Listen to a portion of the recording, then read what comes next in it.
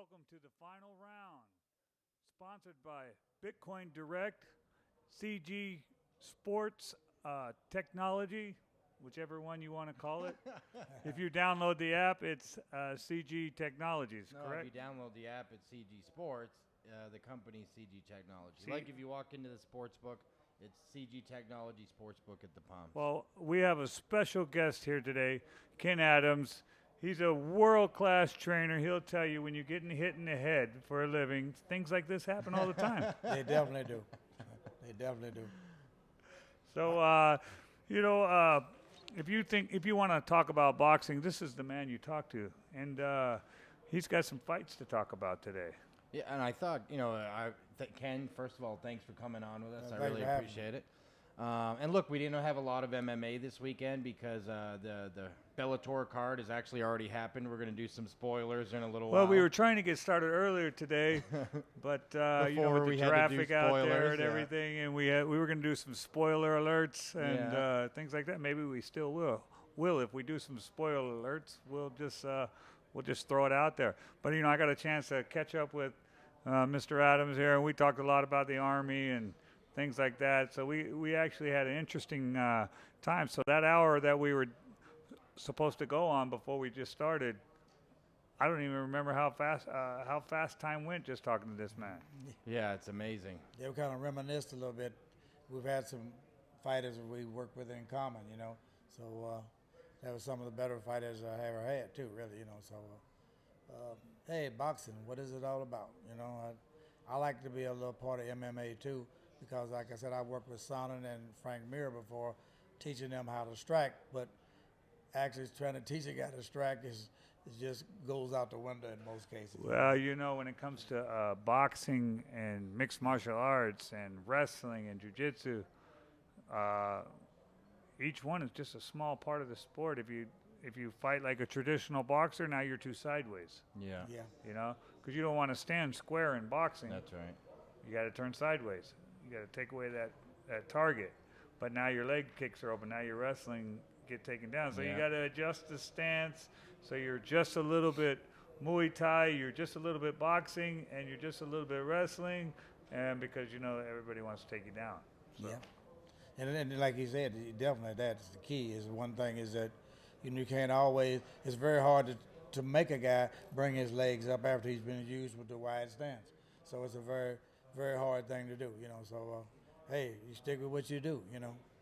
Well, we have some interesting boxing matches coming up, and as a matter of fact, our Mr. Odds, Mr. Odds, right? Yeah, there it Mr. is, Odds, Matt Holt's gonna tell us what's coming up with the boxing.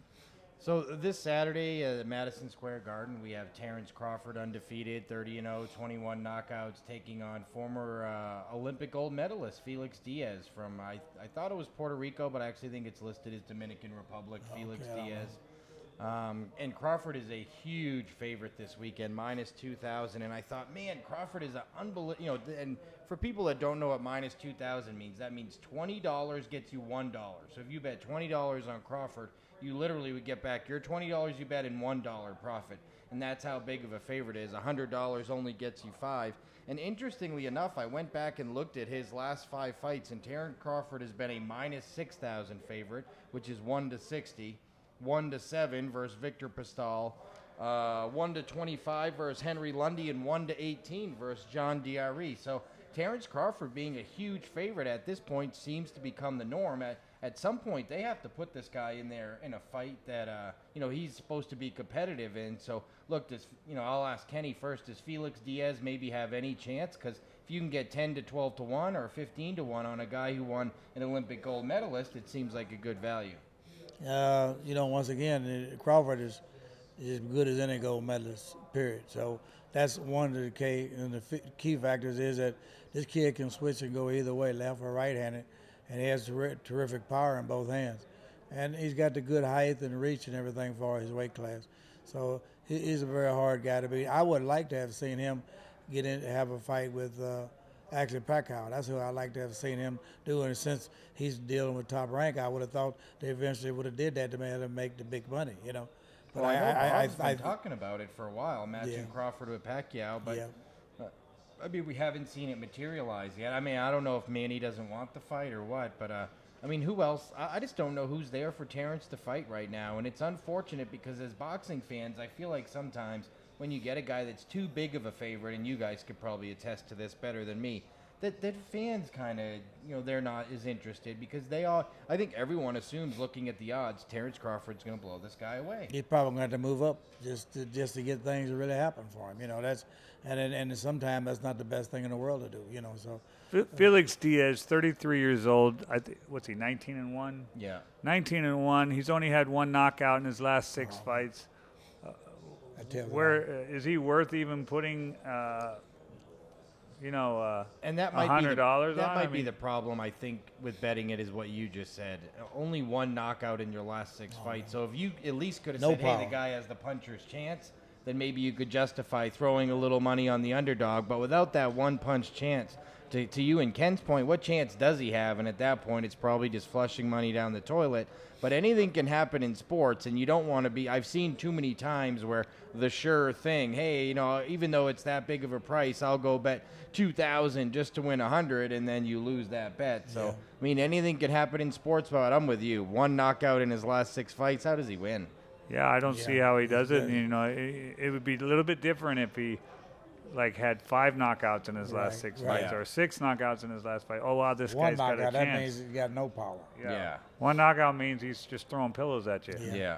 You know. Granted, his one loss was legitimate. His only loss in his career, Felix Diaz, was to Lamont Peterson. And Lamont can fight. He's a tall kid. Yeah, that he can. But if he couldn't handle the length of Lamont Peterson, how's he going to handle the length and speed of Terrence Crawford? Definitely right. Yes. Definitely right. And we have another fight on that card as well, don't we? That you wanted to talk about?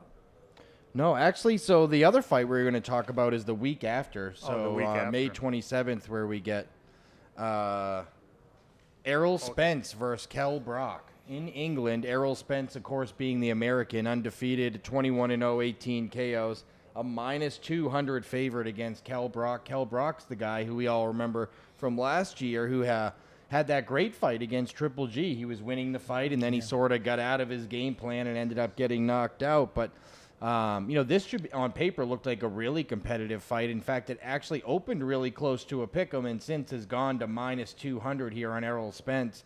And I was wondering, hey, look, Errol Spence is another guy they say may be the future of boxing along with Terrence Crawford. You know, what are your thoughts on this fight? Because this is obviously by far the biggest test of a young Errol Spence's career. He seems to be very cool, calm, and collective, and I like the way his corner works him real good because he doesn't get excited, utilizes his jab effectively, and he has a good right hand and a hook, terrific hook. So, you know, I don't know the other kid I seen him fight and he boxed, but he was boxing Triple G. But once again, what he did with Triple G is kind of somewhat basic as same thing that Jacobs did. If you want to get a map, kind of look at what Jacobs did to Triple G, the way he boxed it. This fight is in England. So you know how those England fighters, their fans get behind them. Yeah. You know, with that pumping him up, does that give him more of a chance? Does that keep him motivated in this fight? I actually think it might here. I think, look, Errol Spence, who has won 7 straight fights by knockout and looks like, you know, at only 26 or 27 years old, may end up being the future of boxing. The kid's really sharp. Well, him and Crawford definitely. I think that's right. Him and Crawford both. But on the other side of it, you're right. First of all, we've seen a lot of bad decisions from American fighters fighting internationally, so that can always happen. But I think you're right. We saw this kid fight Triple G, who's supposedly the pound-for-pound best fighter in the world, at least one of the top 3, and really give him a heck of a run for 4 or 5 rounds till it fell apart for him there. So I think if he, you know, keeps it cool and calm under the bright lights of his hometown, he could give this kid a run. And you know, once they start singing and you know, in the audience, they don't even care about the fight anymore. They just care about their songs. Yeah. That's a hell of a place to be a fighter in Europe. I fought there a couple of times. A guy named Jan Bergman and I fought Norwood over there also. It's just as loud as heck over there, man. I mean, they start singing and they start beating them drums, beating their feet. Boy, they be kicking, but it's a great atmosphere, though. Yeah. Once again, a great atmosphere. And you were a U.S. Olympic coach, and you coached a lot of those guys that were became champions later on in life. And one of the guys you coached that I didn't even bring up while we were reminiscing before the show started was a pretty good fighter, but a lot of controversy this guy had was Kelsey Banks. Oh yes, poor Kelsey. Kelsey, good, and a very nice person, but he just had so many fights. He had about 500 fights. Yeah, and it's just too many. And the same thing went with Kelsey is before he went to fight this guy, the Virgilio Tour. I'll never forget it. I said, Kelsey, when you go in there, look, this guy's got a terrific right hand. Do not go, stay off the ropes, and not move to your left, move over to the right, and use your jab effectively. What did he do? He went right straight to the ropes. As soon as the guy got him, he went straight to the ropes, and it was a good night. I thought he was dead when he got hit. He got hit so hard, and he got hit. And then, of course, Kelsey and I, there's no problem. I can tell it doesn't mean anything because we get along okay now. But we never got along anyway because he would tell me, like, I know how to fight, coach. I don't need nobody to tell me how to fight. That's just the way Kelsey was, Yeah. It was nothing like that. But, I didn't like to have to deal with that. But, okay, Kelsey, go ahead and do your own thing then. So, yeah, I've been friends with Kelsey for many, many years. I just ran into him not too long ago in front of the Mayweather gym. And, a lot of fights wear on you, He had 500 fights. Yeah. And he had, I don't know how many pro fights he's had, but he had quite a few pro fights too and promising career in the pros. Yeah. As long as he was with Boza Edwards, he was doing great. But then Boza got tired of dealing with that, and they went their separate ways. But moving on, you had so many champions, so tell us. Think of the names: Diego Chico Corrales, Cool Vince Phillips. Even in Eddie Cook, Ray Mercer, Charles Murray. Merciless Ray Mercer. He was another guy that was in the military that he didn't fight, started fighting, he was 28, 29 years of age. And, it's guys like him, he just moved on. And Al Cole, another one, he didn't get on the Olympic team, but he had beaten Maynard, who was also the Army guy, who won a gold medal, and as a light heavyweight. And, but, you start talking about naming fighters, and it's hard to go through a list. Skipper Kelp, but that was another one from here that had a Skipper upcoming Kelp, career for a while. Real good friend of mine. I actually trained Skipper Kelp. Really? Yes. Me and Skipper Kelp, I don't remember exactly what year it was. I think it was probably when he was making he had some problems with his hands. And so he was a kickboxer one time. Yeah, so he came back. I was at World's Gym, and I'm pretty sure this is right around. It had to be around like 95, 96, and he was watching me train these kickboxers at World's Gym. Thel Torrance and all those guys were over there as well, and he said, "Hey, I want to try that kickboxing." So I started training him for kickboxing. So he's doing great. He's looking good. Next thing I tell him, I was like, "Hey, Skip, I got you a fight." He says, "All right, great." I said, "It's in Chandler, Arizona at the Fairtex Gym. They do pro shows. There's only 2-3 pro shows they put on fights, and I got you in one of them." "All right, cool. How much does it pay?" $1,500. He said, "I'll go back to boxing." He had been spoiled to that he point. Was spoiled, yeah. He's like, "That's all it pays, one kick." That's it, man. You ain't got no kickboxing fights. You got no pro fights. You got to start at the bottom. Yeah. I'll go back to boxing. It was unfortunate for him that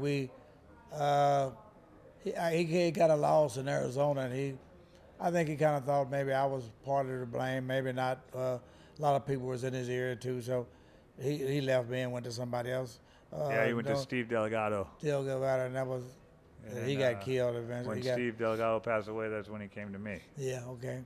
So it's just things that people do, and because I had him, he was him and a kid named Gonzalez and another kid named Pena.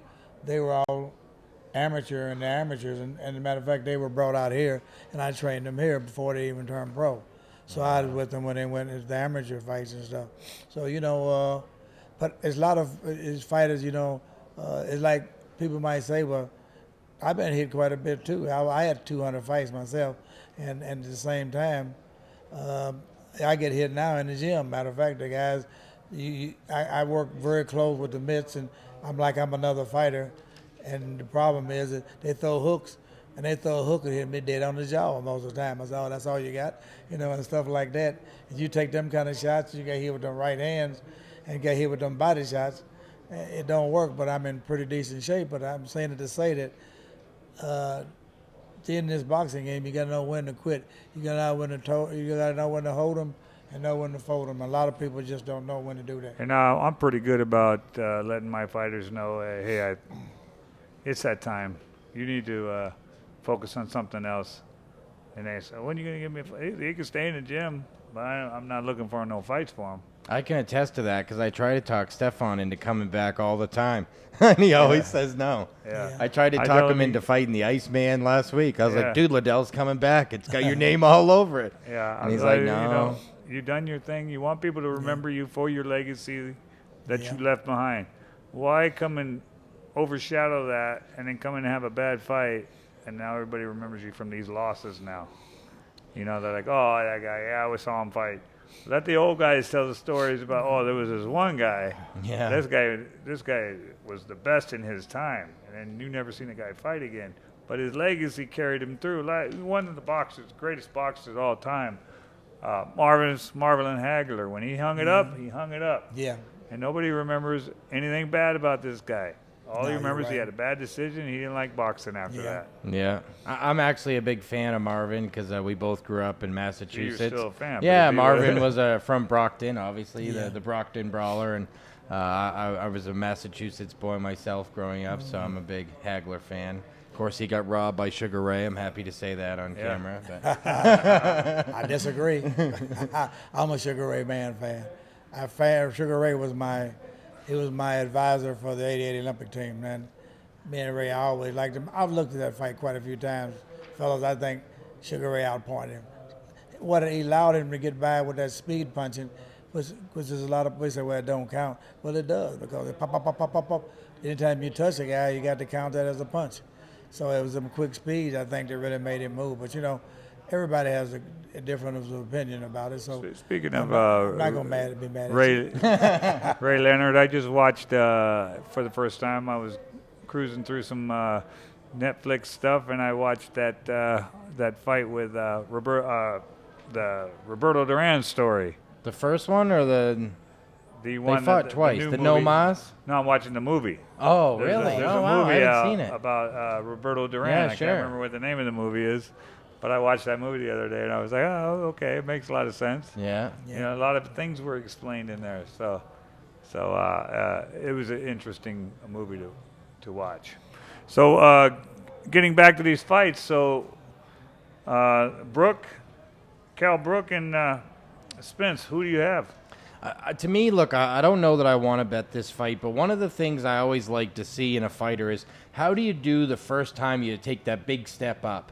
And at least for, we talked about Felix Diaz, how his only loss was to Lamont Peterson, but at least we saw him step up once. When he did, it didn't work out. I think that Errol Spence is a great fighter. He's got a ton of power, 7 straight wins by KO. He's young, he's charismatic, but he hasn't taken that big step up yet. I think Kell Brook is that big step up, and good for Errol Spence for actually going across the pond and fighting this guy who's really tough. He just fought Triple G.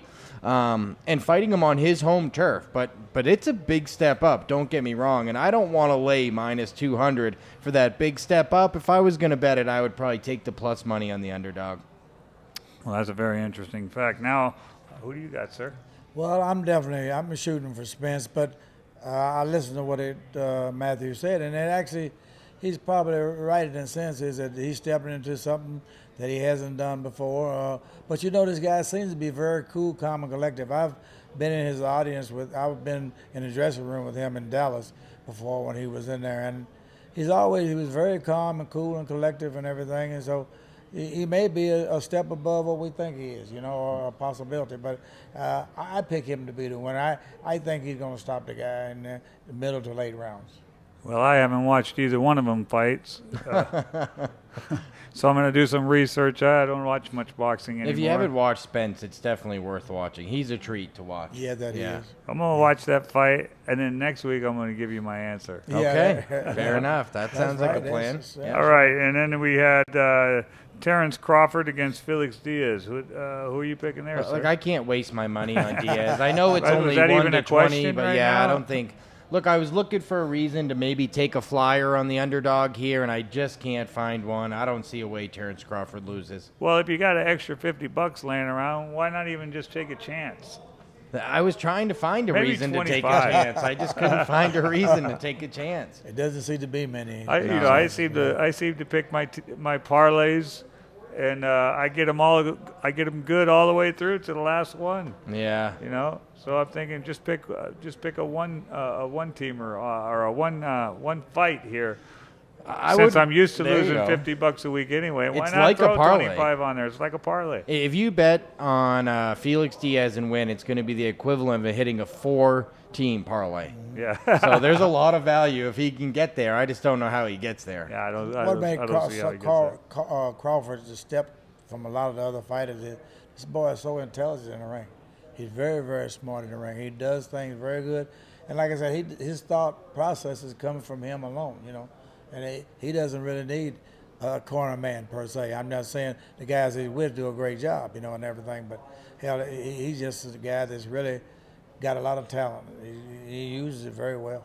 And you know you're going to get the max motivation from him here because he knows he's right there on the cusp of that big payday, whether it's Manny Pacquiao, whether it's a step up and wait to fight Keith Thurman or somebody. He's right there on the cusp of getting that big 7-figure payday fight. So he has plenty of motivation to come in here and take care of Diaz. And another thing I like about him is cool as I wish he would have stayed here in Vegas. I'd have been working with him. But the thing is that he is in his hometown, and he's very disciplined there. So that's another key factor to look at. You know, a guy that can stay at home and be very disciplined is far and in between. Especially a lot of these youngsters nowadays just can't be that way. You know. Yeah. Yeah, it's very hard to get these young guys focused.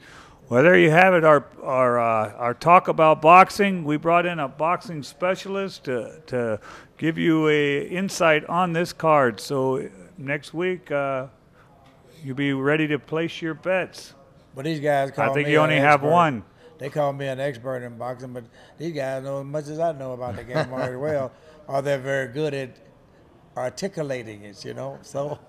Well, I have to make odds on it, and if I don't do a little research, then the bettors will beat us up. So. Well, you know, boxing fell off for a little while, but it seems like it's starting to make a little bit of a comeback. Well, they finally started to put some fights together. Yeah. You know, just think this year we're going to get Kovalev Ward 2, Canelo Triple G finally. I mean, they're putting some of these fights together. Keith Thurman and Sean Porter, who fights here, and Sean lives in town, they finally fought. And, you know, look, that's what the fans always wanted. You know, the fact, just make the best guys fight each other and we'll watch. And this heavyweight fight, it just happened, Klitschko and Anthony Joshua. That just helped. Yeah. That really helped boxing right there. It sure did. That was a great fight. And it sets up Anthony Joshua versus the American kid. Well, now they had a contract, 2 fights. Oh, really? Yeah, they said the contract was they had signed to fight again. So, well, I mean, it makes sense. But I don't know. Plenty of money over there. But maybe they'll let one the winner slide by and let him fight. What's the guy's name in Alabama? Yeah, the kid from Alabama. Yeah. You can't remember his name either. Isn't no. Oh my gosh. He's a heavyweight champion of the world. We can't remember his name. Oh my gosh, I can't think of it right now. Don't worry about it. I don't mean to embarrass nobody, but I got TBI. I got an excuse. I got a white matter on my head, so you know. Yeah, you got TBI. I got CRS. So can't remember that. Huh? Yeah. I just got too busy and too many kids. yeah, I heard that. Well, moving on to the UFC. We have some UFC stuff to talk about. You want to stick around, or? I'll get out of y'all's way. Yeah, you know, I'm no good at UFC. Well, Kenny, I appreciate you coming out. Hey, Thank you, sir. Hey, thanks for having me. It was a pleasure. I appreciate it. You know, get a little spiel every now and then. But, you know, I figured out one thing when I was sitting here on the show. I know I'm not going to do too many more shows hardly anymore. I can't remember nothing. Well, you don't have to remember nothing with us here. We will remind you. I got CRS. Thanks, Kenny. I really appreciate it. It was a real pleasure.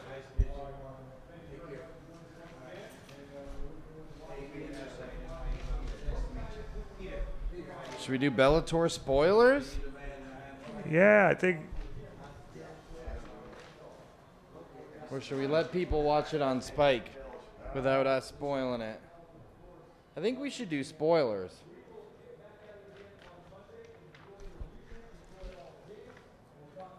All right, well, we're back, and we're talking about doing some. Before we that was a really nice guy. Yeah, I'm super glad you great brought guy. him on. Thank you. A lot of information. I got a lot of interesting things about him that I didn't know as far as his military background. 30 years in the military, a ranger. Drill sergeant. I mean, things I didn't know about Mr. Ken Adams. A lot of people don't know as an amateur. He trained Evander Holyfield, former heavyweight champion, as an amateur. I mean, yeah, just so he's many done it good all. things. Yeah. But we got Bellator, and we got some spoiler alerts for you. So if you do not want to hear what we got to say, you just might as well turn that thing off right now. So interestingly enough, I think this was one of the Bellator cards that we've kind of been pointing to for a long time for a lot of different reasons. You have the debut of Rory McDonald in Bellator, which everybody's been waiting for, and they didn't feed him a cupcake. You know, they threw him right into the deep water against Paul Daly in London. This fight opened around minus 300 on Rory McDonald, went all the way up to minus 430 at close, and then obviously we saw what happened here. Rory McDonald came out, took Paul Daly to the ground, as so many people have done. And when you think back to Paul Daly and his losses in the UFC, Tyron Woodley, Josh Koscheck, Jake Shields, they were all elite-level grapplers. Everybody said if Rory takes this fight to the ground, it's going to be a rough night for Paul Daly. That's what happened, and McDonald choked him out. We haven't seen the fight yet, so we don't even know how the first round went. But, No, I don't. But, you know, once Rory gets on your back, you've got problems. Yeah, that's right. And those TriStar guys, period, they're all really good on the ground. Once they get you on the ground, they're all really good there. I mean, even, you think of the elite level guys, St. Pierre and Rory, but even all the other guys there, Alex Garcia, all those TriStar guys, they're all the same. Once they get on top, it's a nightmare. That's, it's just a place you don't want to be with Rory, but that's a good win for Rory. And we were talking earlier with Rory getting this win, a fighter that a lot of people in here know that you might train has a huge fight coming up at the end of this summer. Yeah, Chidi and Jukwani fighting Koreshkov. And if he should beat Koreshkov, by the way, for people that don't know Andrei Koreshkov, the former Bellator welterweight champion, look, I think kind of Chidi and Rory McDonald might be on a collision course, so you might be dissecting Rory fights here pretty soon. Yeah, I watched him with his fight that he had that was real tough with Lawler? Robbie Lawler. That could be a fight to study a little bit. But, Chidi's a different type of fighter. He's an in-and-out fighter. I think real the best slick, fight for you for Chidi and you to watch against Rory McDonald was the Stephen Thompson fight. Oh, Stephen Thompson, yeah. Because Stephen Thompson actually was able to beat Rory in a fight that never went to the ground once, used that range to keep the fight standing, and basically picked Rory apart and re-injured that injured nose. Oh, right, that's right. He made him rethink the fight. Yeah. Yeah. Interesting. Okay, so moving on, the next fight was Vassell and McGeary. Yeah, former Bellator light heavyweight champion Liam McGeary at one point was 12-0. He's the guy that famously did that scissor triangle on Tito Ortiz. Yeah, and I've been watching that guy because I was hoping that I could get him in with Chidi. I was thinking, man, this guy Chidi could beat this guy easy. So we were looking at that fight, and then things happened, and now he's on a downward spiral. And amazingly, and I don't know what happened in the fight, but I was talking with Stephan last week, and we were all or a few weeks ago, we were talking about this fight when it got announced, and I know Stephan was really into McGeary's striking, and I said, I don't like his striking. I don't think his stand-up's too good. I think Linton Vassell may give him trouble on the feet. And again, we don't know what happened. We just see the result. But it ended up being a submission win for Vassell, which is amazing because Liam McGeary, a Brazilian Jiu-Jitsu black belt under Team Renzo Gracie. Renzo doesn't give those out easy, and you don't see McGeary getting submitted too much. So I was a little surprised to see the way that he beat him. Where I thought he might give him trouble on the feet or knock him out. I think I read that it was a submission win. Well, this Bellator card seemed like it was a little bit stacked this time. Yeah, this was a really strong card. So Vasily wins.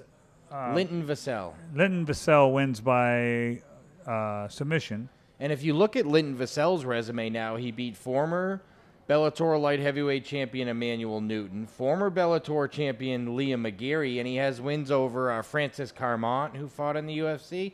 I mean, Linton Vassell is probably one fight away from fighting for the title. Oh, he's in a good position right now. The next fight was Czech Congo versus Sakai, right? I don't know how to say his last name properly. It seems like it's pronounced Augusto Sakai. Augusto Sakai. Czech Congo wins again. Yeah, it's 42 years old, Czech Congo. I happened to catch the weigh-in, so you know how I am with weigh-ins and guys that miss weight. Yeah, you were just watching them. So I'm just watching to see if anyone missed weight. But the one thing I did notice at the weigh-in was this Augusto Sakai, who came in 9-0 with 7 KOs. So right away, his record catches your eye. You're like, whoa, 9-0, 7 KOs as a heavyweight, and you're fighting Czech Congo. Let me take a look at this guy, and he was as flabby as any heavyweight I've ever seen. They were talking about how he has to cut to get to 265 for the heavyweight limit, but it wasn't a good cut. It wasn't a muscle cut. He had a few spare tires hanging from him at the weigh-ins. A little bit of a padded record, huh? Yeah. So Congo wins that. Well, how did he win?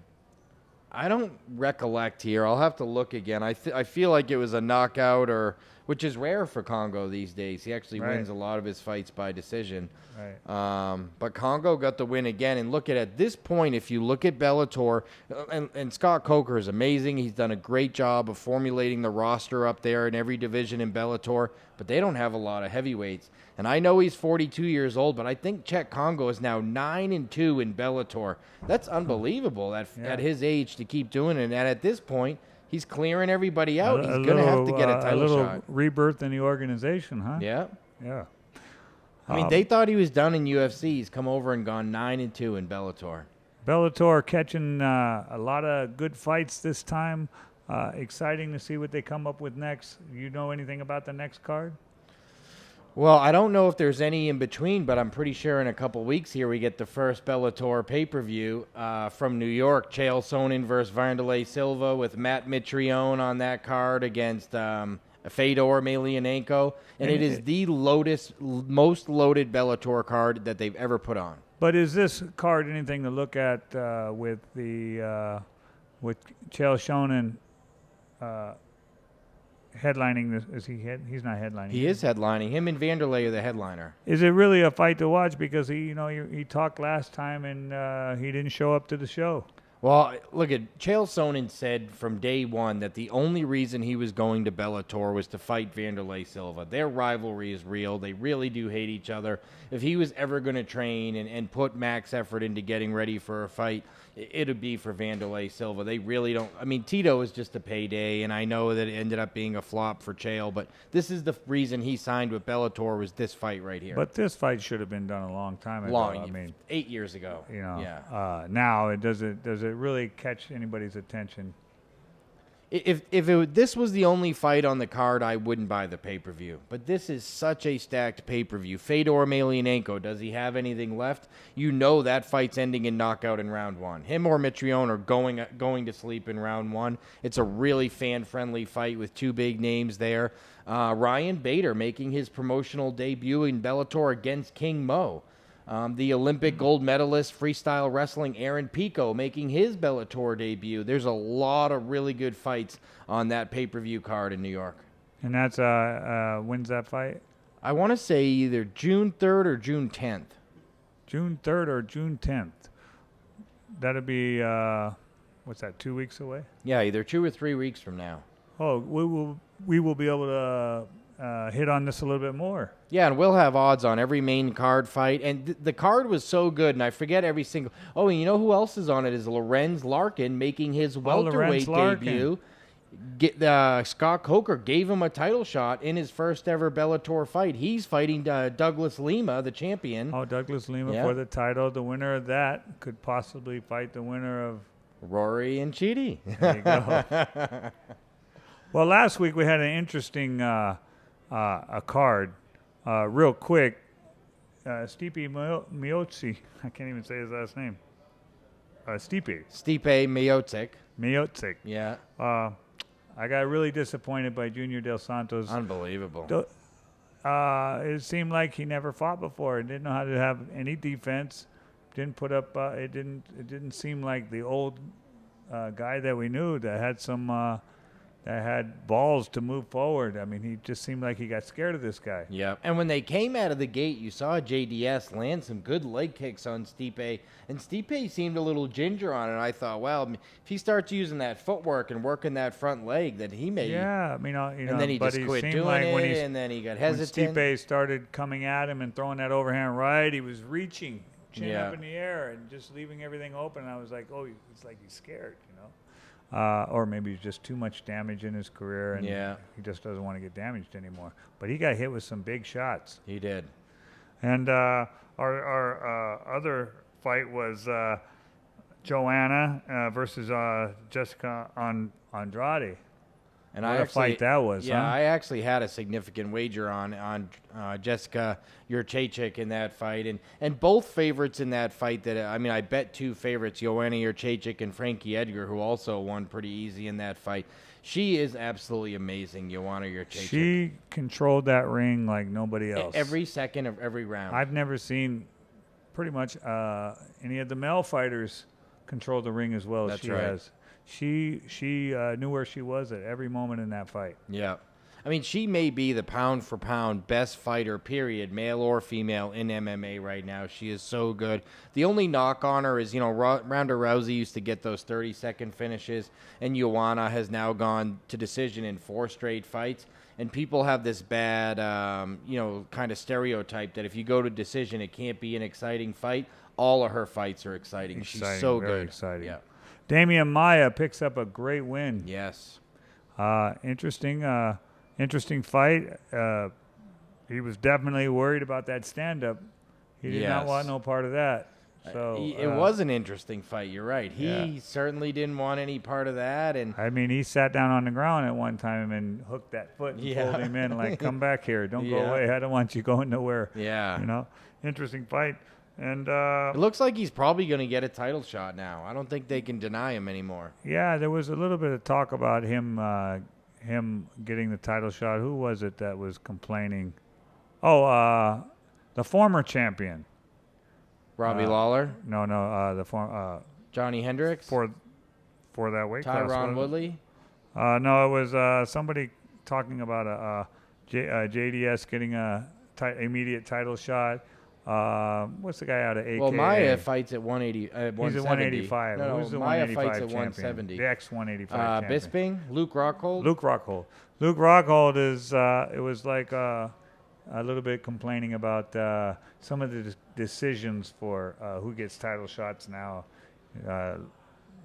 Dana White saying you have to earn your title shot, but then a couple guys just get put right into the title shot. Well, Maia has certainly earned it now with Maia earned a huge shot. win streak. He had no qualms about that. Yeah. But he was complaining a little bit about St. Pierre getting a title shot. No, certain fights you just can't argue with, like Conor McGregor, Floyd Mayweather Jr. So the lightweight division, basically the lightweight titles being held up, but everyone understands the fight economics around it. You need your sport and your brand UFC to have money coming in. That's how everyone gets paid. Luke Rockhold needs to understand that Michael Bisping versus George St. Pierre. Yes, of course, we all know George St. Pierre isn't the number 1 or number 2 or number 3 ranked contender in the middleweight division. He's never fought as a middleweight. That fight makes money and it sells tickets, and at the end of the day, that's good for the sport. Well, it's going to be an interesting fight for sure. He's been out for a long time. I heard they're going to cancel it. Oh, really? Yeah, so Bisping, St. Pierre, because St. Pierre originally they wanted to fight in the summer. St. Pierre wasn't ready. Then they wanted to do it in September. St. Pierre said he wasn't going to be ready. Then they wanted to do it in October. St. Pierre said he wasn't going to be ready. Then St. Pierre said it might be able to be ready by November at Madison Square Garden. And Dana White last week in the media said enough's enough finally. I'm going to give the title shot to Yoel Romero, the number one contender who really deserves it. And then coincidentally, the same day that Dana White said, hey, I'm going to give the title shot to Yoel Romero, Michael Bisping said his knee hurt. He's not ready now for Yoel Romero. He's not ready. So he's trying to wait for St. Pierre, too. Yeah. And then we had a real interesting fight. Great. It was like a massacre. Frankie Edgar on fire. Yair didn't even have a chance. I didn't understand the betting, and I didn't understand the matchmaking here. So first off, I didn't understand the matchmaking. Why are you putting in a 23-year-old prospect who's never fought a ranked opponent in his life with Frankie Edgar? You know, the former lightweight champion, the clear number one contender in the featherweight division. He's basically beaten everybody except the champ, Jose Aldo, who he's 0-2 against. Why are you wasting that guy's stardom, right? Why not build him up right? And on the other side, I couldn't understand why people were betting on Yair Rodriguez. I bet Frankie Edgar at -145. I thought he should have been -200, and it went down from there. I didn't even get a good price. It closed at 125. I had Yair, and that was my first fight on the parlay. And then right after that fight, I had to break open the app. Refire? I had to refire on it, and then so I picked Joanna. Yeah. And then Damian Maia. And then, of course, I had to ruin the card by taking one more Junior fight. Dos Santos. JDS. Killed my card. But why would they put Yair Rodriguez in with, Frankie Edgar so early? Well, they were thinking he destroyed, maybe they were mad that he destroyed BJ Penn? BJ Penn so bad, so they were like, oh, here you go. You get Frankie Edgar. Here's your gift. Yeah. I mean, it just didn't seem like a natural progression. Having never beaten a ranked opponent to Frankie. And he really paid for it. I mean, his eye at the end of the fight was just mangled. I mean, he really took a beating. Frankie that fight was never competitive. Right. No, there was, and I thought they were going to stop it with that eye being. I did too, earlier even. Yeah, it's amazing how they let these fights go. Yeah. They always complain that they worry about the fighter's safety. But then they let the fighters fight when they're really, really damaged. There's no possible way he could have seen out of that eye. You're wondering what the thinking is in that, because if you can't see out of the eye, you're gonna get hurt, especially with kicks coming, elbows coming. Why would a doctor allow that to keep going? I don't know. Something going on there. But next week, UFC Fight Night 109. I like this card.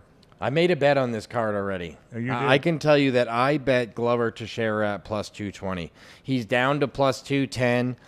This fight actually opened with Alexander Gustafsson at -300. He's down to -260 now.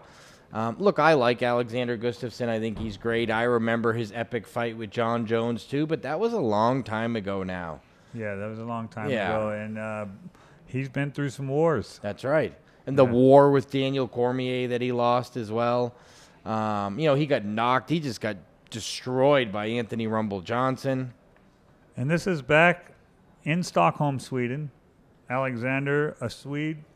I've heard kind of hard for me to bet on this fight, me being a Swede. So. But I've heard it can be tough to fight in front of your hometown when you don't fight there often. So well, Gustafsson, he's lost there. He's fought there against before. Rumble Johnson, right? Yeah. But, so I mean, there's a lot of pressure. You have friends and family, and people all want tickets. I mean, what do you do when your guys? So if you guys were in here, would you rather have them fight locally in Vegas because you're here, you can train right up to it, it's where you're comfortable? Or would you rather have them fight on the road where they don't have the distractions of friends, family, all the other things? Yeah, me doing this stuff for so long, I'd rather them fight here. Oh, really? No, I don't have you to want travel. to be at home. But for concentration wise, yeah, I like them to fight out of town. That's right. Yeah. The rest of this card too, the second card on this fight, Misha Serkunov, this is a guy who beat Nikita Krylov. Nikita Krylov was the red-hot prospect. After he beat Krylov went and signed with that, that Russian organization and left UFC basically. And Misha Cirkunov, when a bunch of people all became free agents at the same time, Lorenz Larkin, there was a whole bunch of them, and UFC let a bunch of them go, including Lorenz Larkin, who's really fan-friendly. The one that they ponied up and paid was Misha Cirkunov. Oh, yeah. So they wanted to keep him around. So that tells you something about how good they think this guy's going to be, because he doesn't speak great English. Mm-hmm. He's not very charismatic in his personality. He's not good on the mic yet. So his skills in the ring, they must think, are so good that they ponied up and paid him when they didn't pay Lorenz Larkin, the kickboxer, who always puts on fan-friendly fights, and a few other guys that, they didn't pay Ryan Bader. They didn't pay Lorenz Larkin. The one guy they ponied up out of that free agent class and paid was Misha Cirkunov. So, if that tells you anything about what they think about him, I don't think they would pony up and pay him and then stick him in a fight they expect him to lose. Well, I don't know much about Volkan. So he's the guy that fought Ovint St. Peru in that fight where both of them gassed in the second round. He ended up beating St. Peru by split decision, but they both gassed horribly halfway through the second round, and it turned into a dreadful fight to watch. And that was the only time I ever saw him, and that may have been his UFC debut. Well, he's a plus 290, so it's a tough one to bet on. He's a plus 290 and has a win over a top 10 guy in Ovint St. Peru. But I just feel like I've seen Misha Cirkunov. Ovint seems like, but he's kind of a lazy fighter. He is, yeah. So it's kind of hard. I don't know how. I think he's only ranked still in the top 10 because the division's so light on talent, to be honest. And then the only other fight that really caught my eye on that card was the debut of Abdul Razak Al Hassan, undefeated, 7-0, 7 knockouts. No fight that this kid has ever been in has gone more than a minute 20 seconds. Wow. He's 7-0, and all 7 knockouts have happened at a minute 20 seconds or less. And how is his opponent? Akhmedov's okay. I saw that I forget the names of the guys he lost to now that we're doing this show, but when I went through and looked, the guys that beat him were all legit guys at least. So I think his record was 14-5, but I recognized all 5 guys, and 2 of his losses were ranked guys in the UFC now. So he's certainly been in there with some of the best, where this Al Hassan kid's untested, but 7-0 with 7 knockouts and never making it more than a minute, it means you do have some firepower. Well, when you first brought that up to me earlier today, I thought it was a different Razak. Yeah. So I was thinking, I was like, wow, look at this, plus 170. Against them. This is unbelievable. Yeah. This is great. I'm going to take this fight. But it's not the Razak that I thought it was. No. So now I'm really looking at this now. So I'm thinking there's something here on a parlay. Yeah, I would go back and take a look at this kid. He only has 1 fight again in a major organization. He fought in UFC once, so it's not going to be easy to get a lot of coverage on him. But he's definitely worth taking a look at. And of course, I'm not going to make up my mind yet on a Yeah, parlay or anything. Yeah, we're doing a show again on Monday, right? Yeah, or Thursday. Thursday, yeah. We're doing the show again on Thursday, so I got a little bit of time to do some research on this. There you go. And and then we'll do our actual picks then. So that line might move something. I'm gonna bring in a ticket. I'm gonna bring in a ticket for the fans every week, so they can understand that I really bet it, so they can see that I'm really betting the fights. I tell them I'm gonna bet. I have all mine on my on the app. Yeah, on the app history. and I take a picture of it and I send it to you That's a good guys. one. And you're like, oh, that looked good, except for that one. Yeah, I try not to bet parlays because I get so mad if I go 3-1 and lose money. Yes, look, we got some huge cards coming up too. UFC 212. UFC 212, UFC 213, and there's some interesting... We did have one really big like line Max change. Holloway, yeah. I do too. I bet him already because I feel like by the time that fight happens, he won't be the underdog. Or at least you won't be able to get plus money anymore. Right. Because it's already down to plus 105. That's 5 cents more from even money. Right. And how do you bet against Jose Aldo anyway? But it's a tough. Holloway's so good right now. Yeah. Oh my God, he's so good. His confidence is soaring. He's yes. And I'm interested to see who's on the rest of that I'll tell card. you, I mispriced a fight, which I rarely seem like I do, but I opened up Amanda Nunes over $2, and we immediately got hit and had to drop that line down to -135.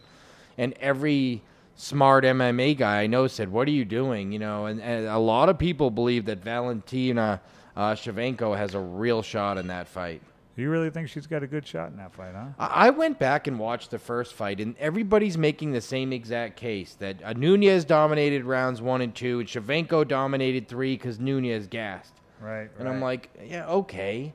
That doesn't mean she's going to gas in this fight. And the fact is, when they were both fresh and not gassed, Nunes dominated. Right. To me, if the price stays this low, I'm going to bet Nunes. Yes. I mean, she destroyed Tate, destroyed Rousey. And when they were both fresh in the first 2 rounds, she was destroying Shevchenko. And by the way, she did win the first fight, Nunes. It's not like she lost, gassed, and got knocked out. Now, is the TJ fight on or is it off? We have odds on it. You can bet it right now, but it is kind of 50-50. So Dana sent TJ to Germany to get stem cell something done on his back. And Dana said it worked for Dana, it worked for all these soccer players and other fighters he knew. So Dana White said that he expects it to work. And TJ was less optimistic. He said, look, if it doesn't work, I can't fight. Because the shape it's in now, there's no way I can fight. So it'll be interesting to see what happens in that fight of, I keep saying TJ, I mean Cody. Yeah, I mean Cody. It'll be interesting to see if Cody can fight or not. TJ already asked. He said, if Cody can't fight and pulls out, can I fight in the record-breaking fight versus DJ, versus Demetrius Johnson? I'm not sure that's going to happen. DJ wants to break the record at 125. I don't know that Dillashaw can make 125, but we'll see. Look, there's plenty of fights they can run back if that one gets canceled. And I'm really liking Donald Cerrone versus Robbie Lawler. What an interesting fight that is going to be. What a fan-friendly fight. That is, if Robbie Lawler hits him, though, you know, Cerrone's not such a good That's what everyone keeps saying to me. We opened this fight 150, and I know it says 55 on the sheet. I just pulled up the app. It's up to 65. So we must have got hit again on bets on Robbie Lawler. Look, I thought the fight was closer to a pick'em. You know, Robbie Lawler, you talk about miles in the octagon. Boy, that guy has put in some wars. And a southpaw who Cerrone always has trouble with southpaws. True. Yeah, and, very true. It's going to be interesting to see. Yeah. And the last one, Fabricio Verdum, Alisson Overeem. Look, we opened this fight up a pick. I was sure I was going to take Verdum money, and I've taken nothing but Alistair Overeem money. Overeem's -130 now. And I was thinking just the opposite. And some people I know said, look, Overeem's awful close to 40 now. He doesn't move as well as he used to. He may be set up perfect for that Alistair Overeem KO here. Yeah, because, Overeem, not such a good chin. Yeah, and Verdum hasn't looked great, right? He's not. You saw in his fight with Stipe Miocic, he wasn't really moving well. And this was a guy, I don't want to say he's been opportunistic, but he was always kind of a jiu-jitsu guy with limited striking. He caught Cain Velasquez in the perfect scenario in Mexico City at altitude where Cain was dominating him and completely gassed out. Verdum catches him, beats him, wins the title, gets one punch KO'd by Stipe Miocic when he tries to defend the belt. And look, he's getting close to 40. And Alistair Overeem has really developed a good MMA UFC game. He doesn't have a great chin either, but that's good. First one hits, first one wins. That's right. Yeah, first one to land. Yeah. Well, that's all we have for you for the final round. CG Technologies and Bitcoin Direct is our sponsors, and we'll see you next week.